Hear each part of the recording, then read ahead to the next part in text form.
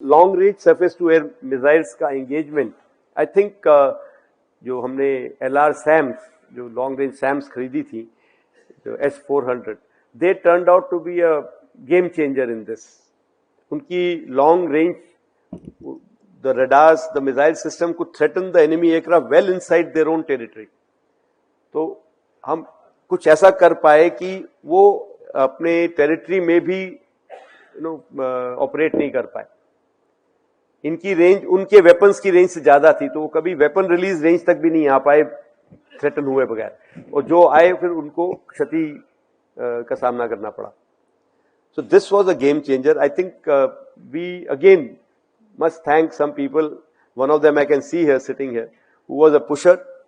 I remember when जब बोला जा रहा था कि इनको हमने फॉरवर्ड डिप्लॉय करना है, मैं खुद थोड़ा असमंजस में था उस समय. एडी कमांडर था कहीं पे कि नहीं ऐसे वेपन्स फॉरवर्ड डिप्लॉय कैसे कर सकते हैं.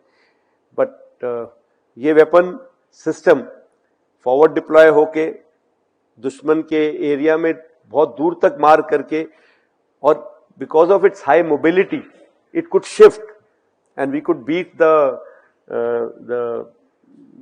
targeting cycle of the enemy. जो वो enemy हमारे वेपन को स्पॉट करता था रडार अपना सैटेलाइट के थ्रू, और उसके बाद उसके कोऑर्डिनेट निकाल के अगर वहां वेपन फेंके, उससे पहले हमारा सिस्टम वहां से मूव कर चुका था.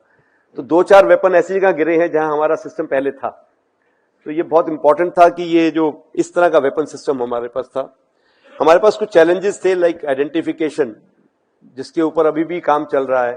क्योंकि अगर आप बहुत दूर तक वार करते हो तो आपको एयरक्राफ्ट को आइडेंटिफाई करना बहुत जरूरी है. तो इस केस में देखा जाए तो उनके जहाज हमारी तरफ नहीं आए, तो उस तरफ जितने जहाज हमें मारने थे वो बॉर्डर या LAC के उस तरफ थे, तो थोड़ा इजी था.